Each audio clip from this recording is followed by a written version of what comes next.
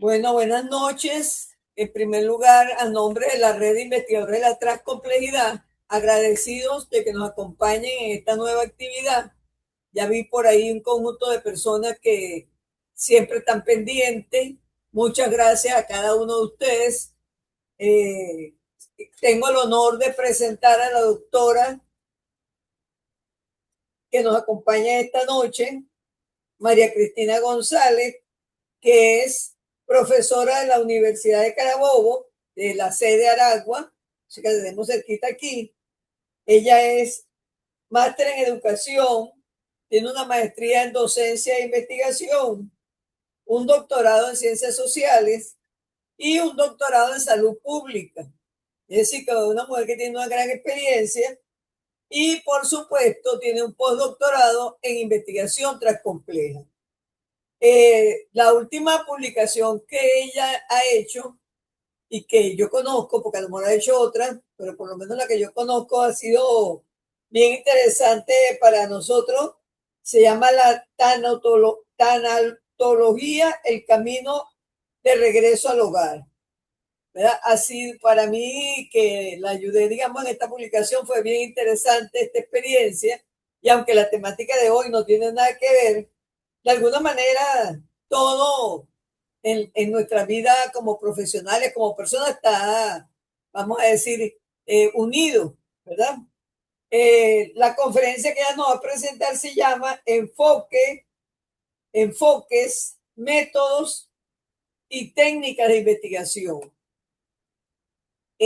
Inicialmente la conferencia está prevista para un grupo de postdoctorado en ciencia, mención investigación avanzada, que con este seminario culminan sus estudios postdoctorales. Son 4 participantes nada más y hicimos la invitación abierta, siempre que podemos hacemos la invitación abierta de tal manera que hay muchas personas que nos acompañan, que no son del postdoctorado, pero que eso va a contribuir a hacer más dinámica esta conferencia. Bueno, doctora María Cristina, un gusto tenerla aquí. Teníamos tiempo, cuando comenzamos a hacer los estudios postdoctorales, ella estuvo con nosotros en varias oportunidades. Teníamos tiempo que no la teníamos en nuestra red. La doctora Nancy Chavino, si no está por ahí porque tiene problemas de internet ahorita, por problemas climáticos de ella está en Chile, siempre se recuerda de ti y está muy contenta que te hayamos invitado. Un placer tenerte aquí y contar contigo. El escenario es tuyo, María Cristina. Bueno, muy buenas noches para todos los participantes de este encuentro, para nuestra queridísima amiga Crisálida Villegas y Gualesca Perdomo, quienes están aquí muy cerquita de nosotras para ser apoyo. Para mí es un grandísimo honor y un grandísimo placer poder compartir algunas de mis reflexiones y de mis experiencias como investigadora que tengo en el área. Y compartir con este selecto grupo la idea, partiendo de la idea de que tenemos un gran avance tecnocientífico indudable en la investigación. Y hoy, especialmente con la irrupción de la inteligencia artificial, se nos están planteando toda una serie de interrogantes que tenemos que ir trabajando, sobre todo en los estudios doctorales y postdoctorales. ¿Cómo va a ser nuestro hacer y nuestro construir con los avances de la inteligencia artificial en el campo nociológico, en la construcción del conocimiento?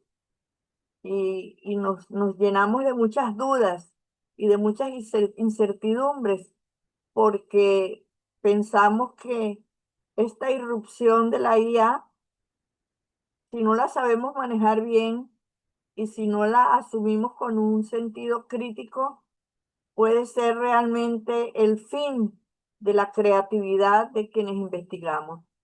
Y eso tenemos que irlo repensando y allá desde Revit, me imagino que ya Crisálida y su equipo están mirando con mucho detenimiento estos nuevos interrogantes. Y sin lugar a dudas, pues quienes hemos estado por décadas investigando, hemos vivido en algún momento, he vivido en algún momento de mi desarrollo bajo una visión monista, extremadamente simplificadora y disyuntiva, fundamentada en la experimentación, la comprobación, la objetivación. Toda esta razón estuvo centrada en el orden, en la estabilidad reguladora, en la cuantrofrenia y, por supuesto, en la búsqueda de las certezas o en la búsqueda de la verdad. Pero los tiempos han cambiado y gracias a los avances de la física cuántica hemos, hemos estado frente a los casos de la tiranía del método lógico positivista, es decir, frente a cierto debilitamiento del pensamiento único. Yo no hablo del derrumbamiento del paradigma lógico positivista, porque él está allí y durante más de 300 años nos ha brindado la oportunidad de construir conocimientos desde sus lentes. Conocimiento reduccionista, pero conocimiento al fin y al cabo.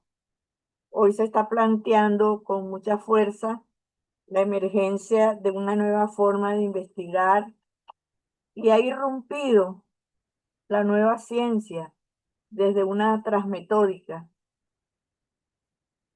Esta transmetódica y esta nueva ciencia ha estado circulando en nuestros medios académicos, pero aún todavía hay muchas dudas y muchas confusiones con relación a qué es la nueva ciencia. La ciencia moderna no pudo garantizar una fecunda construcción de la realidad, porque esa visión reduccionista del paradigma lógico-positivista nos puso cara a cara con la tiranía del método científico y su tiranía metodológica y metódica. Y como si fuera poco, permitió que se construyera una relación ilusoria con el mundo de la vida. Sin lugar a dudas, la ciencia progresa por la confrontación paradigmática, se ha comprobado, donde la realidad no es simple ni compleja. Es simple y es compleja a la vez. Todo va a depender de nuestro sistema representacional.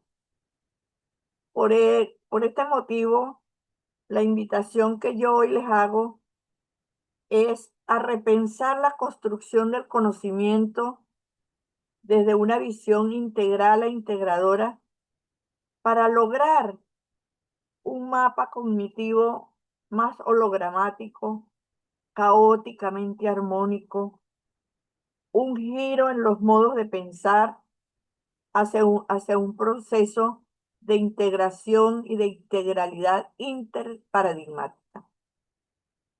Dicho de otras palabras, un modo de pensar el mundo de la vida más allá de la simplicidad, un diálogo que podamos establecer entre ciencia construida y ciencia en permanente construcción. Caminos alternativos, abiertos, flexibles, inacabados, inclusivos. Una suerte, llamo yo, de resemantización y transformación del pensamiento lineal hacia una nueva mirada poliédrica compleja.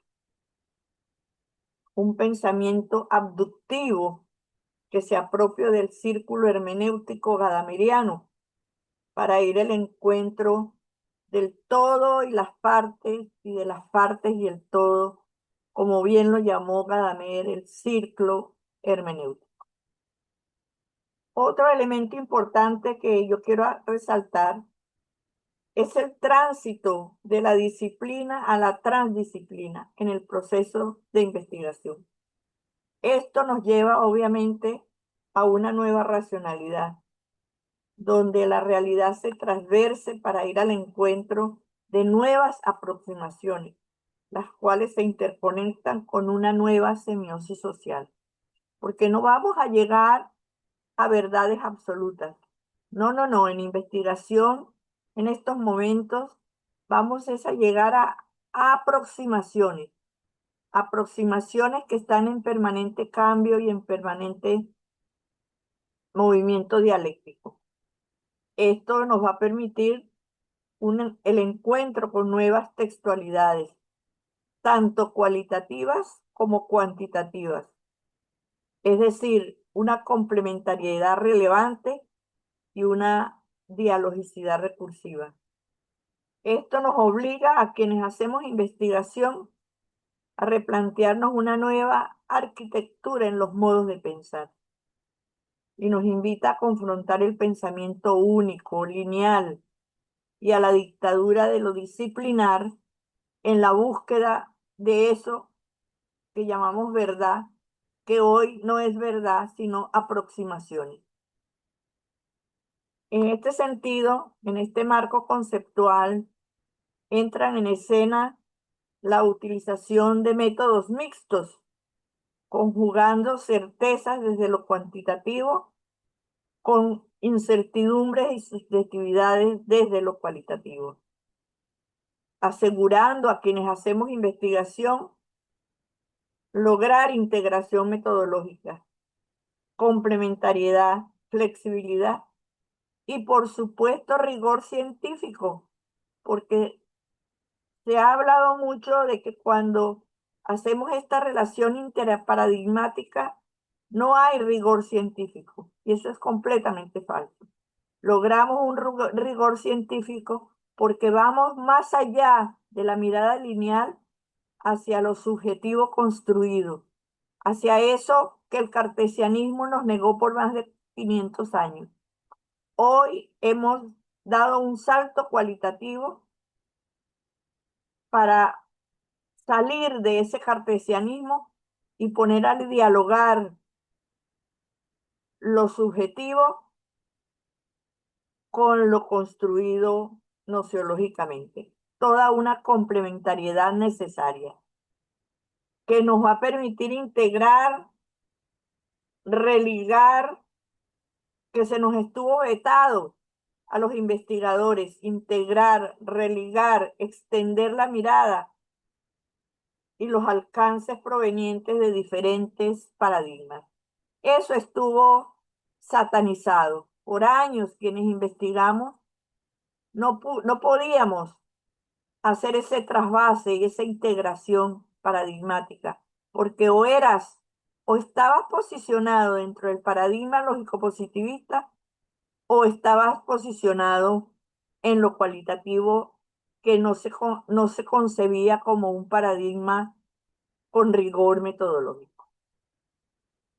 Entonces trascendemos el holismo para asumir que la realidad es múltiple y diversa, es relacional, que está en permanente interacción, lo cual ha sido separado por el viejo, como les decía, cartesianismo. Hoy hablamos entonces de integración interparadigmática. Y por supuesto, eso implica que el investigador o los investigadores eh, hoy, hoy en día es muy difícil pensar en la construcción del conocimiento sin la ayuda y el apoyo de paradigmas de investigación. Y eso implica que el investigador tiene que conocer dónde está parado, desde dónde está mirando. Eso lo obliga a hacer una reflexión profunda desde dónde se está mirando. ¿Por qué estoy mirando desde este punto focal? ¿Por qué y para qué? Y eso implica que el investigador tiene que asirse de toda una maleta de instrumental metodológico y de claridad metódica para saber por qué está parado dentro de este o cual paradigma. Entonces necesitamos salir del fetichismo metodológico y darle importancia a otras miradas más integradoras. fuimos por décadas castigados. Teníamos que escribir en un lenguaje preciso, donde no entraba la tercera persona, donde el investigador no existía, donde el investigador estaba separado de la investigación. Hoy por hoy, cuando hacemos esa integración interparadigmática, el investigador está dentro del proceso, es parte del proceso de construcción del conocimiento. Y por supuesto, eso lo obliga a tener una clara concepción de los métodos, de las estrategias, de la metodología, de los instrumentos que va a utilizar, porque no puede al azar pararse en un paradigma y desconocer cómo va a transitarlo. ¿En qué medida conoce sus instrumentos? ¿En qué medida conoce sus trayectorias? ¿Y en qué medida tiene capacidad para resolver las disyunciones que se presentan en el proceso de construcción de conocimiento?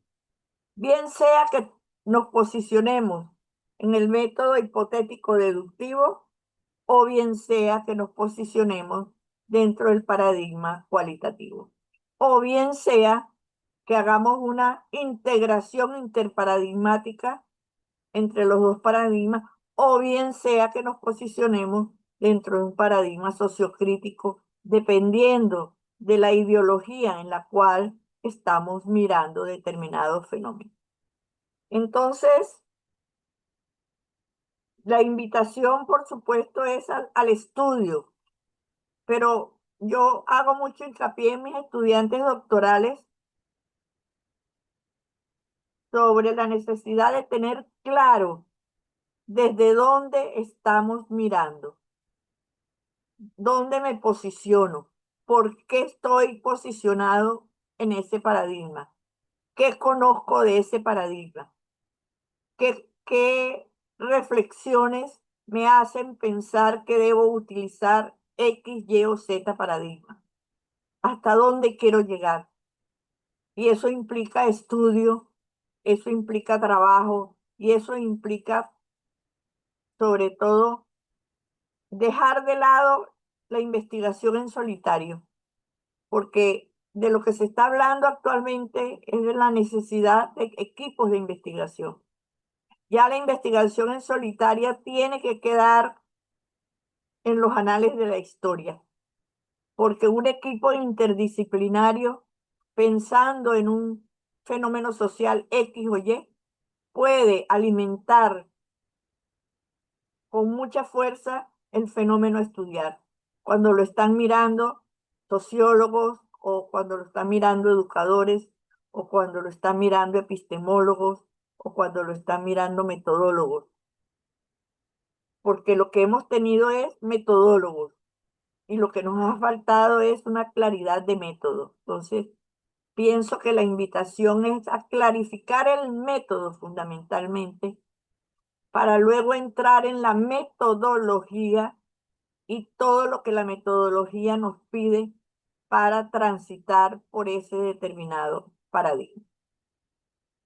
Eh, hoy se habla de los métodos múltiples. Yo los he estado revisando y los he estado revisando con mis estudiantes. Y se habla de diseños convergentes, por ejemplo, cuando los datos cualitativos y cuantitativos se recolectan en forma simultánea. Hoy estoy montada en una investigación sobre masculinidades hegemónicas, donde estamos trabajando diseños convergentes. Estamos trabajando lo cualitativo y lo cuantitativo en forma simultánea. También se habla de diseños secuenciales explicativos, cuando se comienza con una fase cuantitativa y luego los resultados sirven para un abordaje cualitativo. Investigación que hicimos en la facultad con estudiantes adolescentes sobre todo lo que piensan sobre la construcción de su masculinidad. Y empezamos utilizando escalas de Likert. Cuando tuvimos procesadas las escalas de Likert desde lo cuantitativo, Entonces decidimos hacer el mismo abordaje desde lo cualitativo, porque nos permitía ir más allá del casi siempre, del nunca, de a veces, para ir al encuentro con eso que se llama lo subjetivo, que cuando entramos en contacto con esa subjetividad, la riqueza heurística y la riqueza nociológica es absolutamente maravillosa.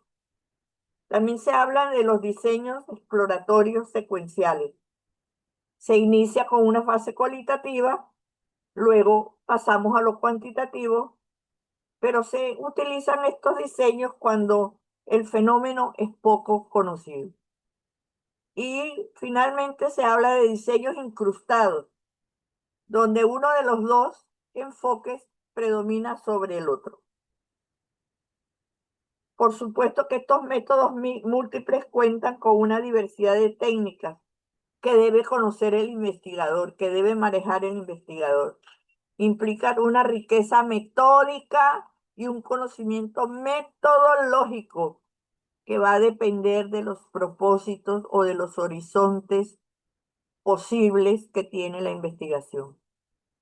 Todo esto nos obliga a repensarnos desde una lógica cognitiva profunda y compleja y a una metainteligencia que pueda darnos cuenta de realidades fenoménicas y de toda esa ontología transversal del lenguaje tan necesario en este tipo de investigaciones, permitiéndonos abarcar la multidimensionalidad del conocimiento frente a todas las incertidumbres que se nos van a presentar, el orden, el caos y todo lo impredecible de la realidad con la que tenemos que enfrentarnos si no tenemos claro desde dónde miramos, por qué miramos, para qué miramos y con qué fin social estamos mirando, que es la pertinencia social de lo que estamos haciendo. Cuando no tenemos clara la pertinencia social de lo que estamos haciendo, nos quedamos en un simple diseño o en una simple investigación exploratoria, porque no hay un impacto social y ya estamos cansados de que los anaqueles de nuestras universidades se llenen de tesis sin ninguna proyección social. Entonces tenemos que buscar la forma de proyectar lo que hacemos y lo proyectamos a través de escribir en las revistas especializadas. Lo proyectamos a través de las conferencias. Lo proyectamos a través de las discusiones grupales. Lo proyectamos a través del intercambio de saberes. Porque si no, vamos a seguir recolectando investigación tras investigación sin ningún tipo de impacto, ni personal ni social, y el país se queda, por supuesto, a oscuras, porque la investigación no está mirando lo que necesita el país. Mira, quiero finalizar estas reflexiones invitándolos a reflexionar y a interrogar el pensamiento, a interpelar lo que creemos que conocemos para poder relacionarnos con nuevas perspectivas, porque si no, nos quedamos centrados en una sola mirada, en un solo foco de atención.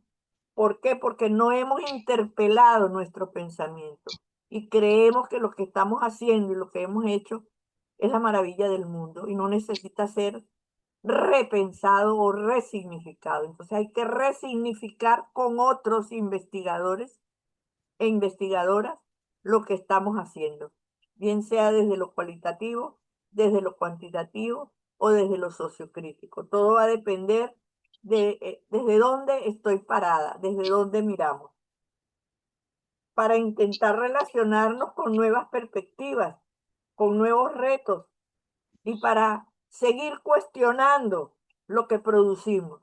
Si no cuestionamos a través de nuestros estudiantes lo que producimos, no hay riqueza nociológica ni hay avance del conocimiento, porque nos creemos los dueños de la verdad y nos creemos los dueños del conocimiento. Entonces, esto tenemos que interpelarlo Tenemos que ser humildes y abiertos para entender y comprender todo lo que nos llega, todo lo que nos dicen, todas las reflexiones que nos hacen.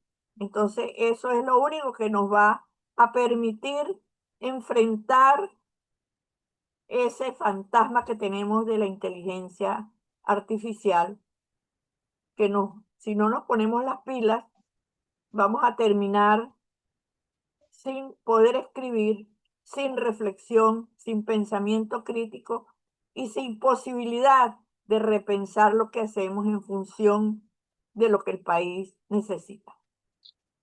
Yo quisiera entonces abrir el debate para conversar con las muchachas, con las compañeras investigadoras sobre esto que les he traído, sobre nuevos diseños, nuevas metodologías, nuevas estrategias. Por ejemplo, la investigación cualitativa. La investigación cualitativa, o nos movemos en lo hermenéutico, o nos movemos en lo fenomenológico, o nos movemos en lo etnográfico, pero tenemos que saber cómo nos movemos desde lo hermenéutico, cómo trabajamos la etnometodología, cómo asumimos el interaccionismo simbólico, cómo hacemos un análisis de discurso. Si nos paramos en la fenomenología, cómo hacemos narrativa testimonial, cómo precisamos los grupos focales. Y si nos movemos en la etnografía, cómo abordamos las historias de vida, la investigación-acción participativa y las investigaciones endógenas que hoy tienen muchísimo poder en los trabajos de investigación en nuestras comunidades. Entonces, si nos movemos en el paradigma cuantitativo, entonces tenemos que dominar los diferentes investigaciones dentro del paradigma lógico-positivista. Tenemos que dominar cómo conocemos desde ese paradigma. Trabajar la estadística, por supuesto, tanto descriptiva como inferencial, para ubicar el tema de estudio donde debe ser ubicado. Entonces, hoy, lógicamente, esto requiere estudio, requiere equipo, requiere escritura permanente y requiere repensar lo que estamos haciendo. Gracias, doctora María Cristina. La doctora desde el comienzo señaló que ella lo que quería era que hiciéramos un diálogo. Y de hecho ya hay aquí una pregunta, yo la voy a hacer, pero no la respondo todavía María Cristina para dar chance a ver si hay otras participaciones. Ok. El doctor Francisco Barrios plantea que frente a este planteamiento que tú estás haciendo, ¿cómo queda la validez y la confiabilidad de la investigación? Me parece que es interesante la pregunta porque efectivamente, aunque tú lo aclaraste al comienzo, tú dijiste, no podemos tampoco negar los muchos años, los muchos siglos que estuvimos investigando de una vertiente. Y por lo menos yo soy de la que creo que esa vertiente no hay que eliminarla. Lo que hay es que complementarla. Así No es. obstante, vamos a dar la posibilidad de participación y luego entonces tú le respondes al doctor ¿Cómo su no? pregunta. Aquí también hay un comentario de la doctora Yasmile Briceño, que es del grupo de postdoctorado, dice, buenas noches, felicitaciones doctora María Cristina, es inminente una ruptura del lineamiento y ondular en la emergencia con una mirada trascendente. Sin embargo, se hace necesario transversalizar el pensamiento en perspectiva y eliminar ese monismo residual que irrumpe en escenarios más complejos y reclama un proceso de transformación. Ello conlleva, no lo logro ver completo, tengo aquí una interrupción. Déjame ver si lo puedo terminar de ver. Ajá. Bueno, no lo puedo terminar de ver, pero aquí tengo otra. no la puedo identificar porque tiene las iniciales, no sé quién es, dice, de acuerdo a nuevos diseños, se deberá incursionar en otras maneras de ver la realidad estudiar. Y las universidades que asuman solo una forma de investigar será un reto permanente para quienes estamos en el ámbito de la investigación. Entonces, en estos días me decía a mí alguien, hablando de Redis, que hacía falta como un curso de investigación. Y yo le decía, porque tenemos 3 postdoctorados de investigación. Tenemos investigación emergente, tenemos investigación transcompleja y tenemos ciencia, mención investigación avanzada. Pero es por eso, porque lo que dice esta persona, en las universidades se sigue manejando una investigación tradicional y de alguna manera quizás no siente que le estamos dando respuesta con estas temáticas que acabo de señalar. A mí me gustaría que los que están escribiendo participen en forma oral, porque como les decía, la idea de la doctora María Cristina es entablar un diálogo. Por ejemplo, la doctora Betty Pierre, que está por aquí acompañándonos, decía que era importante esa ruptura. No sé si quieres participar, Betty o Yamili, levanten las manos, no todos a la vez. Buenas noches, ¿cómo están? Adelante, doctora ¿Me Alicia, escuchan? gusto saludarla, te oyes perfecta. Igualmente para ustedes, un saludo a la doctora María Cristina. Bueno, un poco los comentarios, ¿no? Y oír también lo que está planteando la doctora.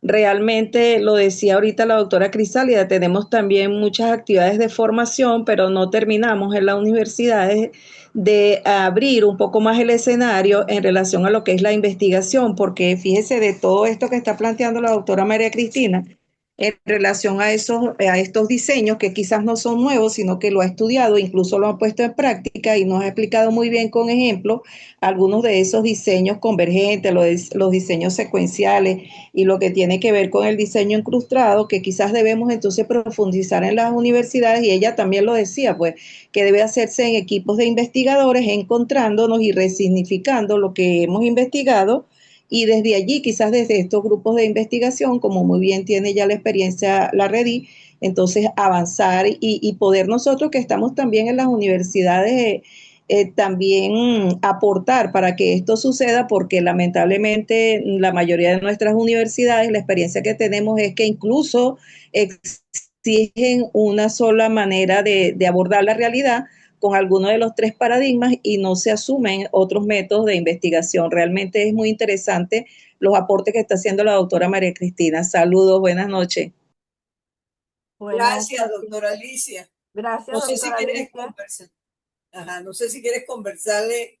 Sí, me gustaría, Crisálida, a partir de la idea de, tenemos que salir del maniqueísmo. Cuando el doctor hace su pregunta sobre la confiabilidad y la validez. Obviamente, ese maniqueísmo nos ha llevado a irrumpir en una representación ideológica muy peligrosa en la investigación, que es la desvalorización de uno u otro paradigma. Por supuesto que la validez y la confiabilidad de, del paradigma lógico positivista no se discute porque está completamente ajustado a sus técnicas y a su metodología, como tampoco se discute la confiabilidad y la validez de la investigación cualitativa. ¿Qué es lo que pasa? Que en nuestras universidades y en nuestros centros educativos, sobre todo en las universidades, tenemos un gran vacío y una gran falencia, que es que nos quedamos en el paradigma lógico-positivista como único y válido camino de producir conocimiento, y en una desvalorización de otros paradigmas, desvalorización que se produce por desconocimiento, por ignorancia, por falta de preparación, por falta de estudio. Y entonces yo lo hablo desde la experiencia de mi facultad. En mi facultad, una investigación de corte cualitativo genera una gran preocupación entre los profesores evaluadores, porque siguen empeñados en ese pensamiento maniqueo de la validez y de la confiabilidad desde lo cuantofrénico, desde lo lógico positivista. Y resulta que lo subjetivo también tiene su propia validez y su propia confiabilidad y tiene su rigor científico. Y dolorosamente tenemos que reconocer que nuestras universidades están a 300 años de atraso. Nosotros estamos hablando hoy de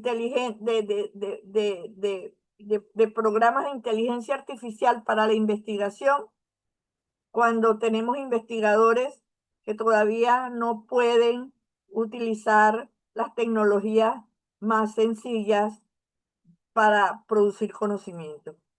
Y los proyectos que se realizan en nuestras universidades están marcados por un único paradigma, porque todavía existe ese pensamiento maniqueo y ese miedo a dar el salto cualitativo, miedo que está marcado por el desconocimiento y por la falta de estudio y de investigación. Bueno, aquí tiene la mano levantada el doctor Francisco y ya le vamos a dar la palabra. Y yo decía que la doctora Pierre decía que a ella le encantaba cuestionar. Y yo quiero eso, que cuestionemos. Claro, Realmente todo lo que se ha dicho es así como se ha dicho. Ok, entonces vamos a darle, ajá, igual es que me tiene la mano levantada. De hecho, yo te lo iba a dar al comienzo, igual es que cuando la gente no arrancaba, pero bueno, ya vamos a darle la palabra primero al doctor Francisco.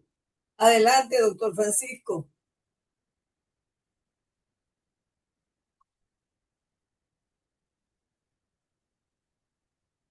lo escucho, doctor Francisco. Revisa el micrófono. Ok, ahora sí. Ahora sí, Ok. perfecto. Bueno, También quería está la doctora saludarlas a Sandra. ambas. Y en el caso específico de la ponente, la doctora María Cristina, agradecer su disposición, su tiempo y el énfasis con que plantea sus cosas. Mi pregunta no tiene nada que ver con lo cuantitativo. Yo estoy haciendo la pregunta de validez y confiabilidad porque me llamó mucho la atención la exposición que ella hace excelente sobre los diseños convergentes, secuenciales, exploratorios secuenciales, incrustados. Coincido con ella que he estado en cualquier cantidad de defensas doctorales donde la gente hace la pregunta, mira, la validez y confiabilidad de eso, que desde el punto de vista de la metodología o cualquiera de estas metodologías cualitativas tú estás planteando, validez y confiabilidad, y a veces uno consigue que estos estudiantes no hayan cómo responder, ¿verdad? No hayan cómo argumentar el tema de la validez y confiabilidad, que por supuesto coincido con la doctora Cristina, que tiene tanta validez y confiabilidad, una investigación de corte cualitativo como la cuantitativa. El tema está que muchas veces hay muchas debilidades en el tema hermenéutico. El análisis de contenido cualitativo no todo el mundo lo domina. Entonces no es copiar y pegar, no es hacer resumen, es meterse realmente y tratar de ver debajo de las piedras que quiso decir, ¿verdad? Tal o cual ponente sobre tal o cual aspecto. Entonces, en la medida que eso se trabaja con profundidad y con el rigor respectivo, pues abona con fuerza el tema de la validez y confiabilidad. Y tenía la curiosidad porque cuando la doctora María Cristina habla de estos diseños, oye, hoy en día se está hablando incluso de hibridación paradigmática. Entonces, ¿qué conocía ella, qué estaba oyendo ella de nuevo en estos temas de validez y confiabilidad? Pero para nada que ver que yo estoy centrado en cosas cuantitativas ni nada de eso. Por favor, no. Yo adoro lo cualitativo y siento que tiene un gran poder en este tema de la búsqueda de la verdad. Entonces, sí me gustaría escuchar su comentario, doctora María Cristina, con respecto a estos temas de validez y confiabilidad en el ámbito cualitativo a propósito de estos diseños emergentes que usted comentaba con mucho interés. Bueno, doctor Francisco, mm, yo concuerdo con usted en, en su posicionamiento, porque tenemos más de 6 siglos de monismo metodológico. Y hoy, a partir del siglo XIX, que es muy cercano con los trabajos de Gadamer y los fenomenólogos, se abre todo un abanico para mirar eso que fue desconocido, como es el conocimiento del sentido común. Ese conocimiento del sentido común que en los años 60 apertura un epistemólogo francés, Moscovici, cuando empieza a trabajar el conocimiento del sentido común a través de las representaciones sociales. Y se abre allí todo un panorama para darle espacio y cabida a lo hermenéutico, a la interpretación, no a la explicación.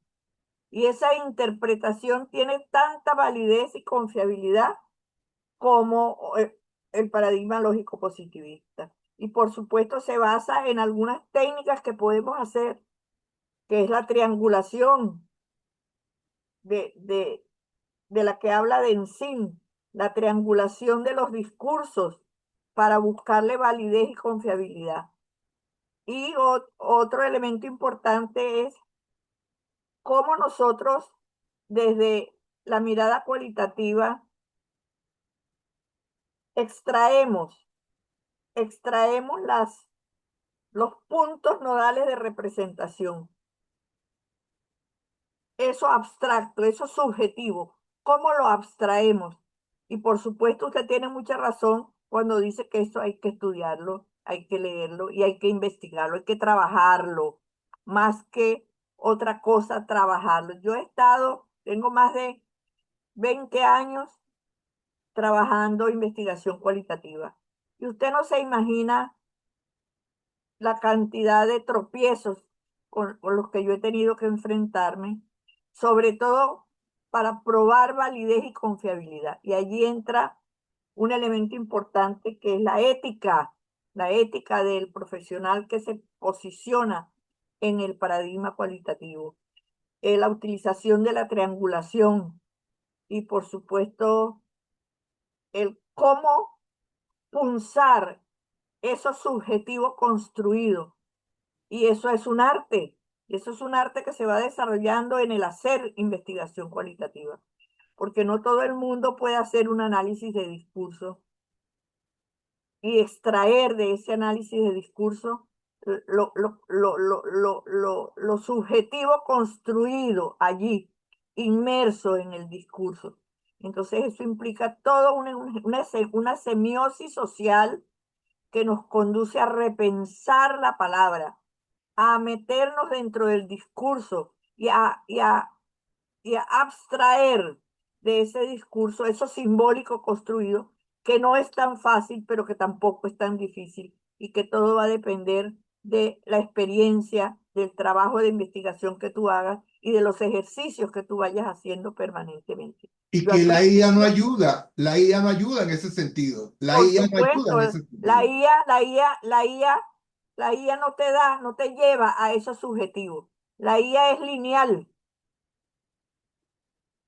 Y por eso es el peligro de perder la capacidad de escribir, de perder la capacidad de extrapolar, de perder la capacidad de reflexionar, De de crear, perder crear, crear, de la crear, capacidad de crear, de crear, recrear y repensar. de reontologizar cosas para aportar, Así es, generar conocimiento y enriquecer las ciencias sociales. Si no estamos así en es, puro control C y puro control V, copiar y así es. pegar y así no sirve. Y así no sirve porque quedamos atrapados, quedamos atrapados. Bueno, vamos a darle la palabra, cuál es que te vamos a seguir dejando porque tenemos nuestros invitados primero. Está la doctora Sandra Jiménez y está la doctora Maritza Elena Rodríguez. La doctora Sandra Jiménez, todos sabemos también que es una experta en investigación cualitativa, es una venezolana en Chile. Doctora Sandra tiene la palabra y luego la doctora Maritza y luego la doctora Huelesta. Adelante, doctora Sandra. Buenas noches, ¿me escuchas bien? Sí. Perfecto, y te oye bien. Bueno, realmente, más que preguntar, es compartir una experiencia. Qué bueno, qué Déjame bueno. colocar acá bien. Bueno, en primer lugar, felicitaciones y gracias por todo ese aporte que nos estás dando, porque nos permites también hacer reflexiones. No sabemos de todo y siempre hay un campo de experiencia en el que vamos ganando también o descartando, diría yo, planteamientos que antes teníamos de una manera y que bueno, este recorrido por el método mismo también nos da como, vamos a decir, como muchas formas de abordar. Y fíjate tú que hoy yo tuve una experiencia que les quiero compartir un poco. En la Universidad de Valparaíso yo estuve invitada a un taller vivencial. Resulta ser que la temática gira en torno a un doctorado realizado por esta persona que presentó hoy ese taller y te voy a leer el título del taller. Cura de sueño, contribución del acto onírico en el buen vivir de las personas. Suena como terapia del sueño, pero no se trató de ello. Es una tesis que realizó esta persona que tuvo 5 años recogiendo y recorriendo en lo que él llamó el método de la autoetnografía, que me pareció muy interesante porque él toca el tema de la complejidad. Por supuesto, no de la transcomplejidad, porque bueno, ese no es un enfoque que podamos decir que todavía está siendo tratado en todas partes del mundo. Pero bueno, hacia allá va el camino también. Pero sí tocó la complejidad. Y fíjate que lo interesante de este trabajo es que nos presentó, que estuvo trabajando con un registro de 92 personas. Y al final fue depurando y llegó a 26 personas. Ese trabajo lo hace durante la pandemia, pero se extendió, que de hecho lo presentó este año, en enero, fue que presentó la tesis doctoral. Esa tesis que estuvo hecha en función a el tema de los sueños, el sueño, pero no el tema no para sanar, de hecho, él lo maneja desde el punto de vista artístico, porque su doctorado es en creatividad artística. Y él decía, en el caso de Chile hay un problema que tiene que ver con las depresiones y que a lo mejor tiene que ver también con el sueño, decía él, pero él no podía meterse por ese punto. Sin embargo, al final del recorrido, logra determinar que allí hay elementos para la sociología, para el sector de sociología, para las políticas, para ver que no se cuida el sueño en los trabajos. Habla de médicos, habla de vigilantes, bueno, todo profesional que le toca quedarse en rondas nocturnas. Y lo interesante de todo esto es que habla de esa metodología que es la autoetnografía. Y el registro de bitácoras, las pudimos hoy ver algunas de ellas, qué interesante. La gente hasta dibujó, a él le permitió también desarrollar la otra parte artística. O sea, imagínate cómo un trabajo abre tantas puertas y por eso lo importante del método. Yo había escuchado de etnografía, pero no de autoetnografía. Porque claro, él la comienza porque dice estoy en pandemia, pero luego él estuvo registros en muchas regiones de Valparaíso, porque ahí todo colocó las vivencias de los registros fotográficos, porque al final hizo ese otro tipo de trabajo. Entonces, tú como con esa alta experiencia que tienes en investigación cualitativa, ¿habías escuchado alguna vez este término? ¿Lo has llevado a la práctica? Y sobre todo porque estás hablando de las técnicas, que bueno, que evidentemente en el caso de la investigación eh, cualitativa, la credibilidad es un elemento que está allí. No tanto la confiabilidad, porque la confiabilidad es numérica y tiene un dato, bueno, un dato que se registra a través de criterios de confiabilidad estadística. Y claro, entiendo que es la credibilidad en la que se afianzan y por supuesto que el otro criterio también está presente, sí, hay especialistas, hay expertos que nos permiten determinar hasta qué punto ese instrumento va a registrar lo que queremos, que es la validez. Pero mi pregunta va más hacia esa experiencia. ¿Habías escuchado tú de la autoetnografía? Sandra, me da mucho gusto escucharte y te agradezco mucho ese relato que nos has hecho. Yo no había escuchado de la autoetnografía, pero sí había trabajado la autobiografía. Ujú. La autobiografía dentro de la fenomenología. Y trabajamos la autobiografía en lo que en los espacios que conocemos como narrativas testimoniales.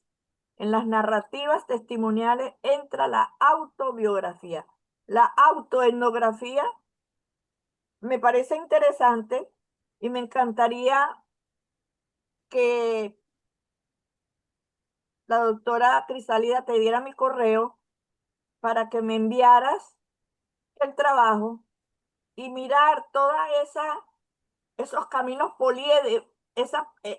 toda esa cantidad de caminos que tuvo que transitar ese doctorando para mostrar poliédricamente, poliédricamente diferentes circunstancias autoetnográficas desde un elemento tan subjetivo como es el sueño. Gracias. Claro que sí, Cristina, te lo voy a hacer llegar, porque mira, qué interesante mirarlo. De hecho, después conversamos y yo le dije, porque la gente se empeñaba, tú sabes que a veces la gente escucha a otro y quiere como meterse en la investigación y cambiártela. Que eso es, Ajá, bueno, pues eso es lo peor que podemos hacer como sujetos.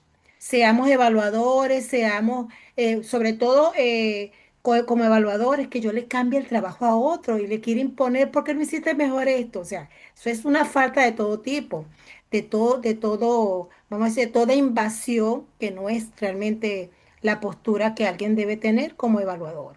Y aquí no estamos evaluando, sin embargo, uno, mira, pero ese tema en política, en ciencias políticas, y entonces yo lo veía, él dice, pero es que si yo no hice ningún doctorado en ciencias políticas, yo no puedo hacer un trabajo en ciencias políticas. Ahora, las conclusiones se las dejo para ese de ciencias políticas, se las dejo para ese sociólogo, se lo dejo para el psicólogo. O sea, claro. mira los campos que se abren. Hay mucho que hacer. Yo te voy a hacer llegar la información, Me porque mira, qué encantaría, interesante. me Y encantaría esas bitácoras, yo decía, qué increíble ver todos esos libros, son libros que él se encargó de luego empastar cada uno de ellos y tenía todos esos registros.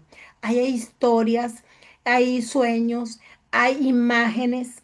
Entonces nos abre una opción también, y yo diría para la transcomplejidad poder claro, manejar ese claro. abanico de opciones. Sería muy interesante. Es una mirada, Sandra, tras compleja definitivamente.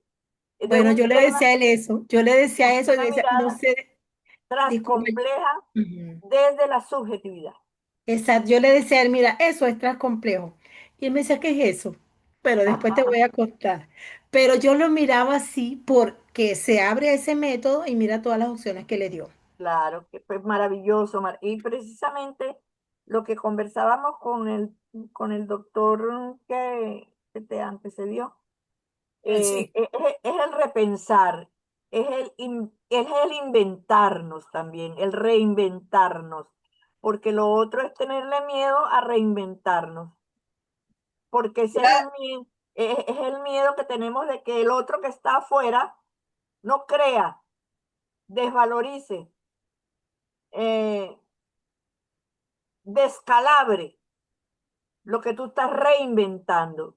Y el ser humano tiene toda la capacidad para reinventarse y reinventar desde diferentes aristas y desde diferentes perspectivas. Eso Gracias, es. Sandra. Gracias, doctora, porque tenemos dos personas esperando para participar.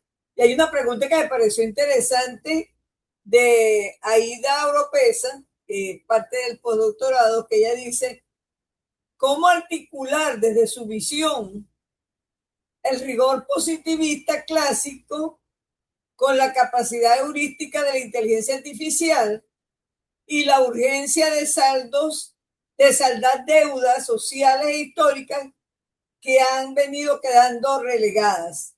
Mientras piensa la pregunta, María Cristina, vamos a darle la palabra. Teníamos a una doctora, Marixa, No la veo ahora, pero debe estar por ahí.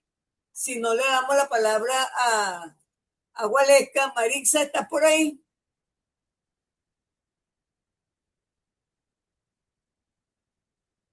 Bueno, Gualesca, te damos la palabra entonces a ti. Bueno, primero que todo, agradecida con la doctora María Cristina, que me imagino que en su Facultad de Ciencias de la Salud es una especie de hippie, pero de esas que trabajan con acupuntura, porque sé bien que su trabajo está en la medicina tradicional china y todo este tema, entonces, bien compleja que es. Y otro un saludo a la gente del postdoctorado de Ciencias, Mención e Investigación Avanzada y mi gente de Unitec, que he visto bastante por allí conectado. Gracias a todos por reportar sintonía desde la Universidad Tecnológica del Centro. Bueno, yo tengo aquí una reflexión en defensa de la inteligencia artificial, por supuesto. Yo como ingeniero de sistemas, pues creo que el desarrollo de la postura investigativa a través del paradigma, sus instrumentos, de sus métodos, de cómo aplicarlo, de cuál va a ser la selección que yo al final voy a tener dentro de lo que es mi trabajo de investigación, pues realmente va a ir justamente en romper inclusive lo cual y cuanti, cualitativo, cuantitativo, voy más allá del método mixto, voy más allá del holismo, voy más allá de todas estas cosas porque nosotros en la transcomplejidad rompimos y seguimos rompiendo lo suficiente como para superar el método mixto, para superar lo cual y cuanti, para superar incluso la complejidad como tal, que muchas personas nos dicen que si la complejidad es la misma transcomplejidad. De hecho, nos coloca en muchos de nuestros escritos la transcomplejidad de Morán y nos morimos cada vez que vemos eso. Entonces, no hagan eso.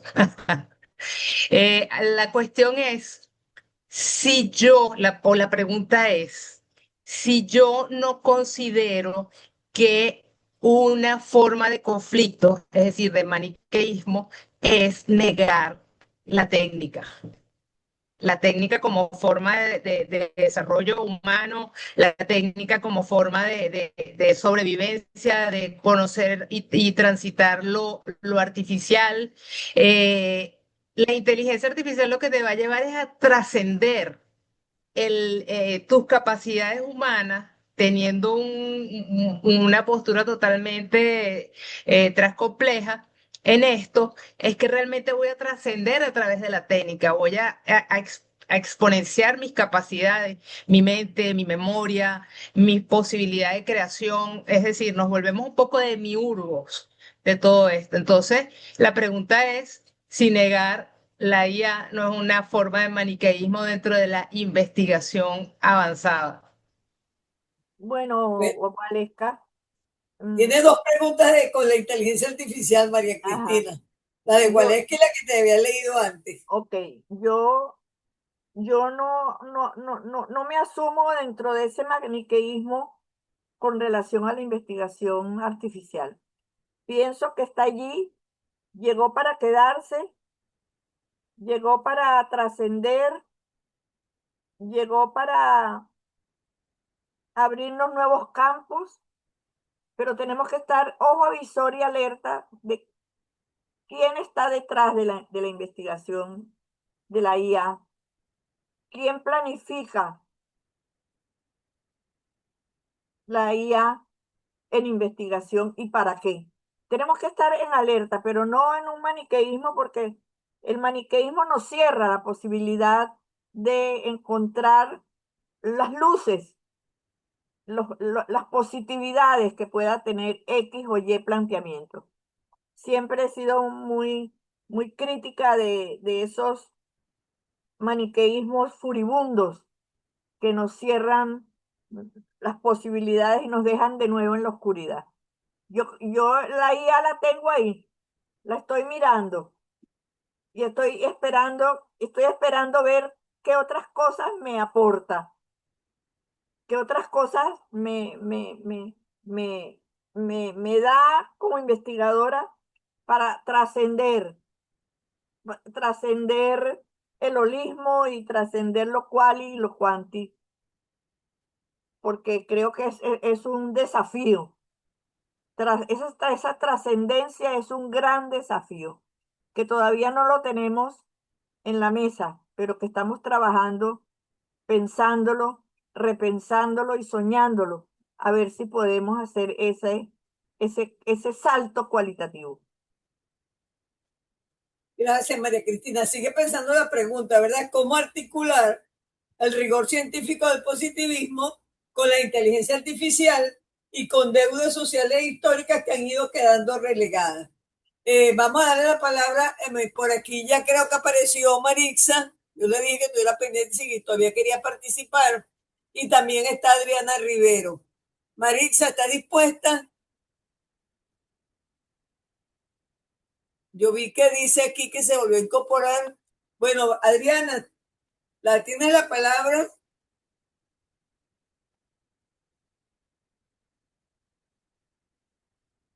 Adriana Rivero o Maritza, las Hola, dos, cualquiera de las dos. Ajá, adelante. buenas, buenas noches, ¿cómo están por aquí? No puedo conectar la cámara porque el teléfono tiene un quiebre allí, no puedo poner la cámara frontal. Buenas noches a todos. ¿Me escuchan? Sí, Perfecto, perfecto. Muy bien, encantada de conocerla, profe, encantada. igual para Eh, mí. ujú. Excelente la disertación. Efectivamente, yo trabajo en el área de investigación. He tenido mucho apoyo de la profesora Gualesca, tengo que reconocerlo, inclusive también la profesora Crisálida y la profesora Nancy con la transcomplejidad, porque estuve con ella en diplomado de transcomplejidad.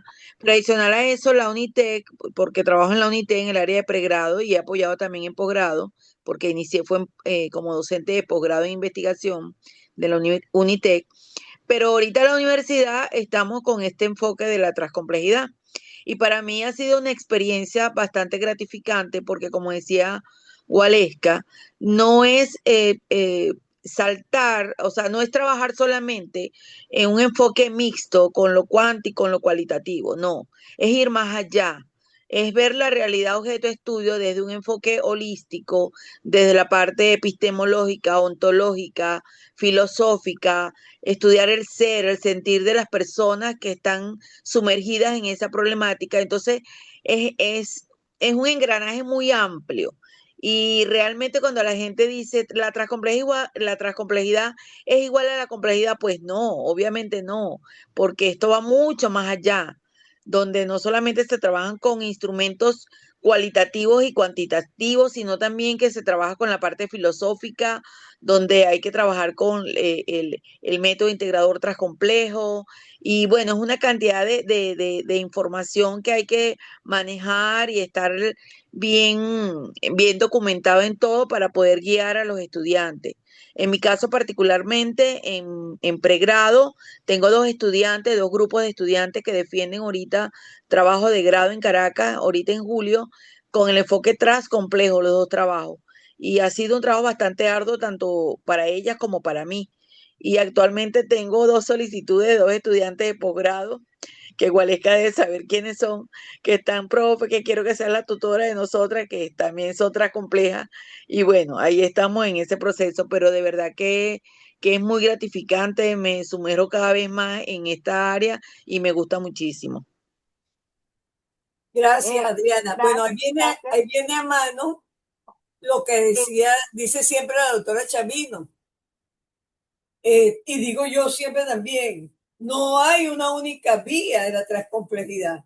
Aunque la conferencia de hoy no era de transcomplejidad, por supuesto que hacia eso vamos. De hecho, cuando Sandra preguntaba de que si conocía una experiencia como esa, y ella decía hay que respetar lo que él hizo, efectivamente, porque es la posibilidad que dan estos nuevos pensamientos de que cada investigador puede inventar su propio método, su propia construcción. ¿Verdad? Entonces no es una receta de que porque esta es complejidad o porque tratamos de romper paradigmas, tiene que ser siempre cuantitativo, cualitativo. Cualesca, por su parte, le ha agregado hace mucho tiempo ya el filamento tecnológico que con la inteligencia artificial pues se profundizó. Entonces es eso, es la apertura, no cerrarme a que hay una fórmula, ¿verdad? De hecho, en Así es. UNITE hay que aclarar eso. No cerrarnos a que es el método integrador tres complejo únicamente. Claro, es una vía, ¿verdad? Que no tiene no es una sola forma y es una buena manera de empezar, pero es la posibilidad de apertura de que el investigador, pero también lo dijo mucho María Cristina al comienzo, que no sea solo el investigador, que sea un equipo de investigadores. Y por eso era importante lo que decía Adriana, de que ella dijo, es mucho trabajo para ellos, pero también para uno, pero que eso tiene que ser así. Incluso yo me atrevo a cuestionar que incluso en los paradigmas tradicionales, el tutor debería ser parte de ese equipo de investigación. El tutor Claro. junto con el participante debería estar buscando, porque esa es la realidad de la investigación. Como dice María Cristina, es dejar ese individualismo. Pero bueno, vamos a dar la palabra porque ella es el elemento central del día de hoy, el personaje central del día de hoy, para que nos opine sobre lo que se ha planteado, lo que ha planteado Adriana, y seguimos con las preguntas pendientes. María Cristina, tienes la palabra. Bueno, perfecto. Yo me encuentro en estos momentos frente a un prisma ontoepistémico, filosófico, sociológico, eh, biopsicosocial, todo un prisma ontoepistémico.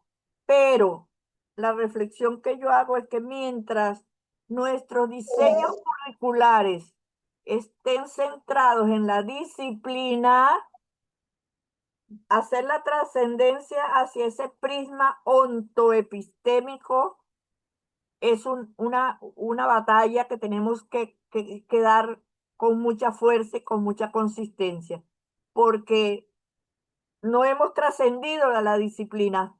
Lamentablemente, seguimos en la disciplina y la disciplina nos frena ese ensanchamiento de la mirada ontoepistémica hacia otras esferas donde podamos conectar el pensamiento en forma sinérgica y relacional. Tú has dicho dos cosas bien importantes, María Cristina. Yo diría, bueno, todas son importantes, pero que hay que destacar en la noche de hoy. Primero, el trabajo en equipo. Y el trabajo en equipo es el que va a permitir la transdisciplinariedad. Tal cual como tú dices, nos mantenemos en la disciplina, porque si yo hago investigación sola, por más que yo quiera, digamos, tratar de ampliar el pensamiento, no es lo mismo que si tengo a mi lado un sociólogo, un antropólogo, un psicólogo, o un médico, o un ingeniero, porque obviamente mi formación, mi experiencia está, vamos a decir, moldeada por la formación docente. Esa es mi experiencia. Aunque yo soy profesora de biología y química de pregrado, pero entonces, ¿qué ocurre?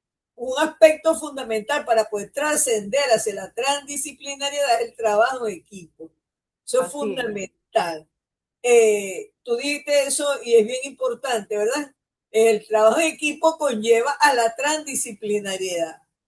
Aunque al comienzo yo me acuerdo que nosotros mismos nos hacíamos preguntas y nosotros mismos nos confrontábamos, y yo me acuerdo que la doctora Nancy me decía, es que aunque el equipo sea nada más el tutor, el participante y los informantes, son tres miradas, aun cuando seamos los dos miradas de educadores, son dos experiencias diferentes. Entonces es importante esos dos aspectos, ¿verdad? El trabajo en equipo, hay que promover eso en las universidades. Y obviamente eso nos va a llevar hacia la transdisciplinariedad.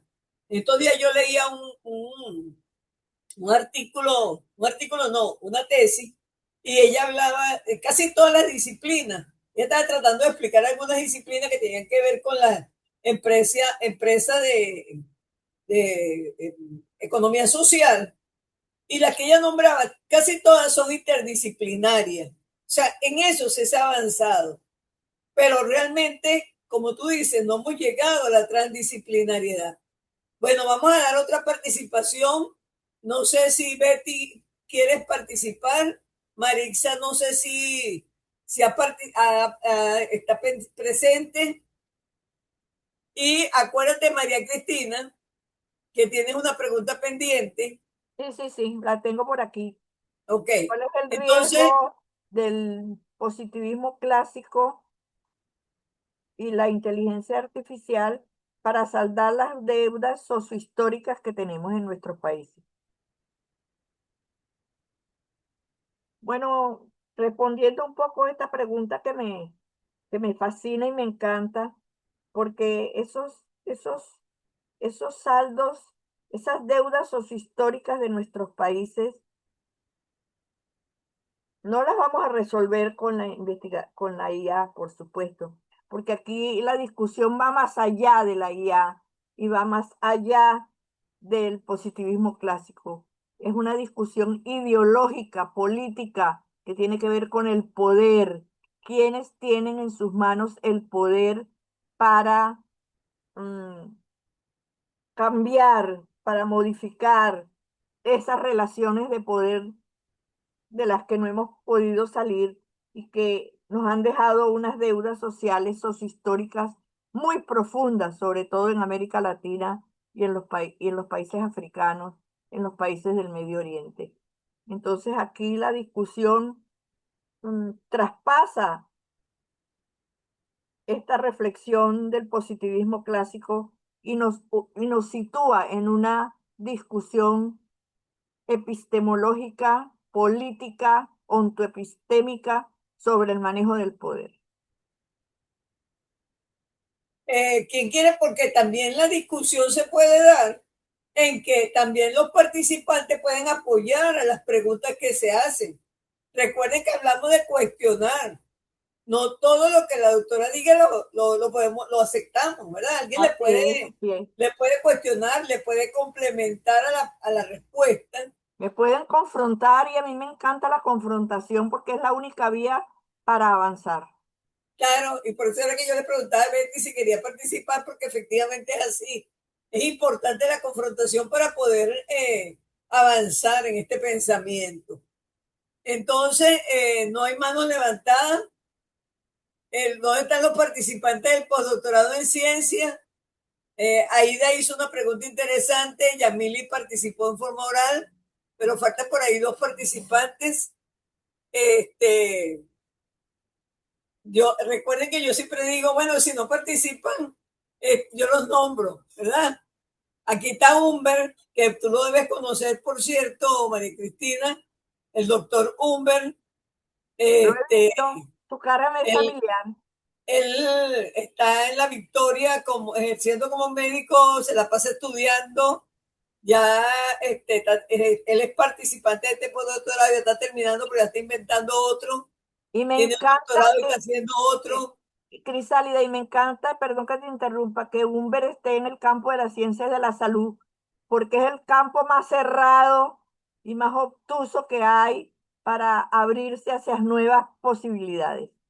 Y por eso era que Gualesca te decía que te imaginabas tú allá en el campus de ciencias médicas. Se me olvidó decirle que ahorita en mayo la doctora María Cristina fue reconocida como mujer de ciencia por la Facultad de Ciencias de la Salud y la Universidad de Carabobo. Tenía previsto eso en la presentación, pero lo olvidé, pero menos mal que lo recordé. Muchas Doctor gracias. Humber, tiene la palabra, así que ya poniéndose al derecho. Gualesca quiere volver a participar. Gualesca. Muchas No, gracias. le estaba dando aplauso a la doctora María Ok. Cristina porque realmente es una figura necesaria en el tema cualitativo de la parte blanda, ¿no? Y seguramente el doctor Huber también va por esos derroteros. Buenas Sí, noches. no, Gracias. Profesora María Cristina, yo me formé ahí en la UCB hice el doctorado en gerencia y el de investigación y desarrollo, ya lo que estoy esperando es presentar tesis, pues la parte final, ya estoy en sala académica. Bueno, hay algunas cosas. Me gusta mucho ver a la doctora Sandra. No sé, tenía bastante tiempo que no nos saludábamos, doctora. Siempre es un gusto, un placer. Este, Igual, hay, igual, igual para mí también. Mis gracias. afectos. Hay algunas cosas ahí, aprovechando con usted, doctora Sandra, porque vamos a decir que hay dos aspectos, ¿no? Desde la neurociencia, con relación al onirismo. Bueno, no sé si llamarlo onirismo, pero yo lo voy a llamar así, onirismo, que tiene que ver entonces con lo que significa el proceso, el estudio, lo que es los neurotransmisores, ¿no? Cerebrales, las encefalinas, endorfinas, todo eso que tiene que ver con el cerebro, con la parte química, anatómica, fisiológica, en fin, del proceso de sueños, no de sueño de dormir, sino de sueños eso tiene un proceso. Y el otro es el mundo onírico. Pero ahí sí es interesante el mundo onírico, porque es que el mundo onírico tiene algunas particularidades, entonces, y se ha asociado, y es una discusión mundial candente, sobre si el mundo onírico, es decir, las representaciones, los simbolismos, las categorías que tiene cada persona dependiendo de su cultura, indistintamente de su nivel académico, educativo, las representaciones que tiene y su relación con el mundo, entonces lo voy a dejar ahí y voy a hacer un provocador, con el mundo de los arquetipos de Carl Jung, porque es que resulta que, por ejemplo, en todas las culturas el agua va a significar procesos de cambio y entonces uno pregunta, pero bueno, ¿y por qué procesos de cambio? No puede ser de limpieza o que una serpiente tiene que ver entonces con cuando se conoce que la serpiente, sobre todo para las culturas que están bien relacionadas con el medio ambiente o con la ecología, la serpiente va a representar por lo general una amenaza, pero también un redescubrir y un renacer cuando se quita la cubierta, ¿no? Dejó el pellejo por allá tirado. Ajá, El cuero, cuando hay, cuando, cuando se muere el cuero. sí, cuando muere, bueno, gracias, gracias. Entonces, estamos hablando de que es bien interesante que él pueda decir, y me resulta bien atractiva la investigación, que el mundo onírico, no estamos metiéndonos con el proceso onírico, sino que el mundo onírico está en una relación activa con la salud y con una representación de su entorno que lo va a llevar a un redescubrimiento de sí mismo y a través de uno a los demás con esa autoetnografía. Pero es un comentario, porque vale la pena después sentarnos a conversar más detenidamente. A mí me gusta, en otro orden de ideas, todo el tema de los métodos, ¿no? Bueno, porque yo fui formado en el positivismo como médico y no hay otra opción. Yo pienso que hay algunas cosas eh,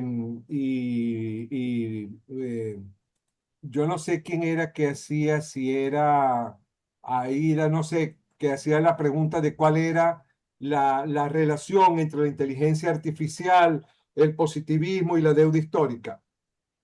Pero yo la veo. Por ejemplo, tiene que ver con que la inteligencia artificial actualmente, ¿sí?, ha creado alrededor de 600 antibióticos y ha hecho propuestas para solucionar desde el punto de vista financiero todo el tema de la pobreza. Bueno, pero es que la inteligencia artificial es una herramienta y nos toca a los hombres considerar que el resultado, el producto de esa herramienta, si es útil o no, si nos sirve o no, o para qué nosotros lo vamos a utilizar. Pero lo cierto del caso es que la inteligencia artificial llegó para quedarse. Ya se está hablando en la gerencia avanzada que con la doctora Crisálida pues estamos tratando de hacer algunos adelantos con relación a un postdoctorado que tenga que ver con gerencia avanzada. Estamos en eso, estamos investigando el terreno y demás. yo me siento bien comprometido porque el tamaño de la doctora Crisálida y de la doctora Nancy Chavino, pues me hace tocar el piso, ¿no? Con una humildad que aspiro sea epistémica también. Pero lo cierto del caso es que allí ya se está hablando de que las corporaciones, las grandes corporaciones, tienen como un elemento dentro del tren ejecutivo, es decir, de donde se hace la política de la empresa, un elemento ejecutivo es la inteligencia artificial. Y se le consulta y puede votar y tiene participación en las decisiones. Pero la inteligencia artificial no hay opción, se quedó. ¿De acuerdo? Tenemos que aprender a vivir con ella y ser lo suficientemente sabios, si me permiten la palabra, para hacer el discernimiento de la utilidad de esa misma inteligencia artificial. Pero cuando la doctora María Cristina nos señalaba que el tema de los métodos, ¿no? Que no era tan fácil y que había que construir equipo. A mí me parece esto bastante interesante porque es que resulta que los métodos, bueno, tenemos el método cuantitativo, perdón, el método de la ciencia, según Mario Bunge, para establecer pues un parámetro que nos sirva de guía. Podríamos decir que el método de las ciencias naturales, de acuerdo, es un método que tenía que ser en equipo porque tiene que ser testeado, es bastante rígido, la flexibilidad resulta poca. Pero por otro lado, también tenemos el trabajo en las ciencias humanas, ¿sí? Que entonces aquí sí hay una complejidad que incluso tiene que ser mayor a las ciencias a las ciencias naturales. Y tiene que haber un equipo que pueda entender cosas que no están presentes en las ciencias naturales, como por ejemplo la incertidumbre, el cambio, la celeridad de esos procesos y saber cómo crear un método que desde el punto de vista técnico, claro, que nos permita dar respuesta de manera inmediata, que cuando nosotros ya estemos llegando a una conclusión de esa investigación, el mundo no haya cambiado y ya eso no nos sirve. De manera tal que la tendencia actual es una investigación que va a tratar de disolver las barreras que nosotros conocemos actualmente, hacer metodologías que sean mixtas y flexibles. Y en ese sentido, a mí me parece, yo voy a dar la opinión personal, que bueno, que tiene la fundamentación en el postdoctorado, por supuesto. Pero ya hoy profesora, yo creo que hoy es nuestra última clase del postdoctorado. Tristemente para mí, he logrado organizar mi pensamiento aquí y tener otras propuestas bien interesantes que han surgido producto de este postdoctorado. Y a mí me parece que lo que puede llegar a resolver esos métodos que tienen que ser flexibles, no sé qué, todas esas cosas que estamos diciendo, de lo liminal, ¿de acuerdo? Del métodos fronteras en la zona gris de la ciencia, y si se quiere hasta rizomáticos, ¿no? Por no decir que son más que transdisciplinarios, es la transcomplejidad. Porque es que resulta que la transcomplejidad tiene que ver ya no solamente con la complementariedad, sino con la reciprocidad y sobre todo otra cosa que yo he dado en llamar la espiritualidad ecológica situada. Porque es que resulta que la transcomplejidad lo que a nosotros nos da es una visión o nos dice cómo enfrentar la situación, mientras que los métodos nos dicen de qué manera lo vamos a hacer. Y a mí me parece pues que esa diferencia tiene que ser sustantiva, porque desde donde nosotros lo vemos, tiene que ver entonces, y lo empato con lo que decía la profesora María Cristina, y creo que eso es una postura valiente, hay que tener en cuenta que desafiamos el sesgo hiperrealista que nos ha dado la ciencia occidental y que tiene un compromiso, sin duda, con todo lo que tiene que ver con elevar el nivel para una ciencia comprometida con la gente. políticamente sustanciada, sostenida en la población y en el bienestar del colectivo.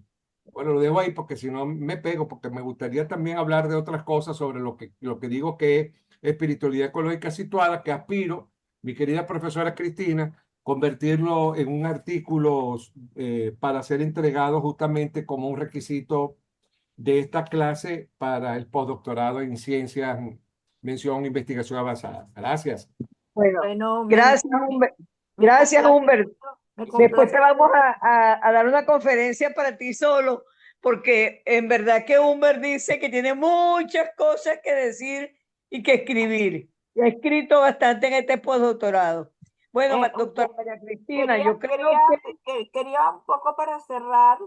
no, sí, eso es lo que te iba a decir, que te Me voy a dar llamó la la palabra atención, me llamó la para que atención cierres. para atizarle el pensamiento de Waleska, que nos habló de la investigación cualitativa, esa parte blanda. Y allí entonces está toda una representación ideológica bien interesante sobre la investigación blanda y la investigación dura, que hace que sigamos dentro del maniqueísmo. Y finalmente, cuando el doctor Humberto hacía referencia que ya la IA tenía clasificados 600 antibióticos, yo escribí allí en el chat que el consorcio farma- farmacéutico mundial es tan poderoso que va a venir una puja terrible, terrible, para que sean unos y no otros laboratorios los que estén prescribiendo sus productos. Entonces, atrapados en esos hilos y en esos tentáculos del poder donde la inteligencia artificial juega un papel importante. Gracias, María Cristina. Yo quiero que nos den tu palabra final, ¿verdad? Ha sido rico compartir contigo, con cada uno de los participantes. Hay muchísimas cosas escritas en el chat. Alguien decía por ahí que obviamente nosotros siempre guardamos eso, igual que la grabación, y todo lo vamos a compartir, pero claro, lo compartimos con el grupo de postdoctorado, de tal manera que cualquiera otro que quiera el material me avisa y yo se lo paso, ¿verdad? Entonces, porque como hay invitados, no sabemos exactamente, digamos que, dónde están. Entonces, algunos yo los conozco, pero entonces todo el que quiera tener el material, me pasa un mensajito y yo lo comparto. Entonces, María Cristina, para que nos des tu palabra final, tu saludo final, por supuesto, muy agradecida desde Reddit, desde el postdoctorado en ciencias, mención investigación avanzada y de mi persona en particular, que siempre estamos pendientes con todo lo que tú estás haciendo. Bueno, muchísimas gracias por esta oportunidad, por este compartir muy rico, que eso era lo que yo quería, Crisálida. Más que conversar y hablar yo sola, que intercambiáramos ideas y escucháramos otras opiniones. La invitación es a trabajar en equipo. La invitación es a dejar en solitario nuestro proceso de construcción de conocimiento. Es invitar con el ejemplo a otros investigadores a reconocer lo que hacen, a tomar distancia de los maniqueísmos y a entender que cada postura tiene algo que decir y que en un equipo de investigación cada investigador tiene algo que aportar positivamente para enriquecer el trabajo de construcción del conocimiento. Creo que eso es fundamental y con eso vamos a ir rompiendo la disciplinaridad y vamos a ir abriendo esos nuevos espacios complejos tras complejos que estamos soñando y que la educación todavía no se ha dado cuenta que no ha avanzado lo suficiente para lograr una mirada mucho más integral e integradora, y que si no lo hace, pues entonces la inteligencia artificial sí lo va a hacer por nosotros. Gracias, María Cristina. Bueno, y la doctora Gualesca ha estado compartiendo el enlace para el certificado de todos aquellos que nos acompañaron. Gracias a todos, gracias Gualesca, gracias María Cristina, un abrazo y estamos entonces convocándolos próximamente para otras conferencias como esta. Gracias. Muchas Buenas gracias. noches. Buenas noches. Sandra, espero tu información.